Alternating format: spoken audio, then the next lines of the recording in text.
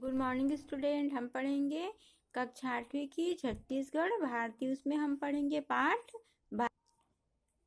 22 में हिरोशिमा की पीड़ा। इसके वो हैं लेखक है श्री अटल बिहारी वाजपेयी जी। आप लोग को पता है अटल बिहारी वाजपेयी जो थे वो हमारे देश के भी प्रधानमंत्री थे और अब इस दुनिया में वो नहीं रहे। उनका कार्यकाल बहुत अच्छा रहा।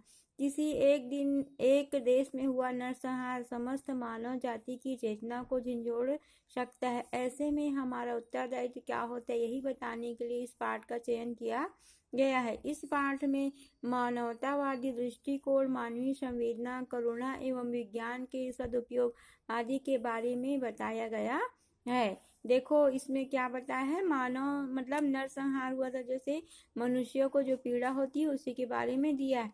पहले कविता हम पढ़ते हैं फिर अनुवाद पढ़ते।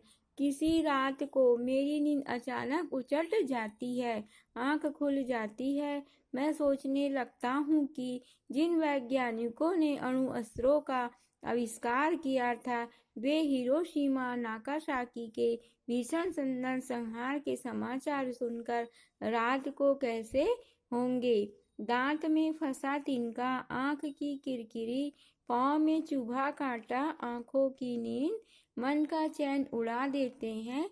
सगे संबंधी की मृत्यु, किसी प्रिय का न रहना, परिचित का उठ जाना, यहाँ तक कि पालतू पशु का भी बिछो, हृदय में इतनी पीड़ा, इतना विषाद भर देना। अब देखिए इसका अर्थ समझ।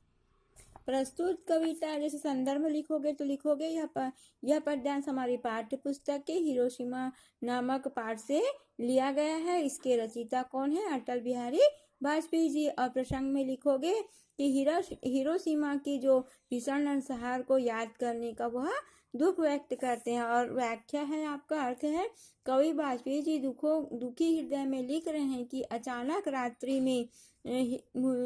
में मुझे हिरोशिमा नागासाकी की भीषण नरसंहार की याद आती है। मेरी नींद उचट कर आंख खुल जाती है। मैं सोचने लगता हूँ कि जहाँ इस विध्वंस के समाचार ने पूरी दुनिया की नींद उड़ाकर सभी को दुखी कर दिया, उन वैज्ञानिकों ने जिन्होंने अणु शास्त्रों का आविष्कार किया था, इनके प्रयोग से ही इनके प्रयोग से ही 2 लाख से ज्यादा मनुष्य मृत्यु के गर्भ में समा गए। क्या उन वैज्ञानिकों की नींद हराम नहीं होगी? उनका हृदय दुखी नहीं हुआ होगा? अटल बिहारी वाजपेयी जी कहते हैं कि हिरोशिमा में जो नरसंहार हुआ था उसकी जब मैं याद करता हूँ तो क्या होता है, मेरी नींद उड़ जाती है। और जिन अणु शस्त्रों का आविष्कार किया था उनके प्रयोग से क्या हुआ था, लाखों लोग जो थे वो मृत्यु की गोद में समा गए थे। उस दुख को देखकर वैज्ञानिकों की भी नींद क्या हो गई थी, उड़ गई थी। और सेकेंड में देता है कि कवि कह रहे हैं कि अगर दांत में कोई कण फंस जाए, आंखों में कोई तिनका पड़ जाए और पता चले कि कांटा चुभ जाए तो मनुष्य क्या हो जाता है, बेचैन हो जाता है। और जब तक निकल न जाए मनुष्य को नींद व चैन नहीं आती है। इस तरह से आपका ये वाला कंप्लीट हुआ। नेक्स्ट वाला अगले वीडियो में पढ़ेंगे।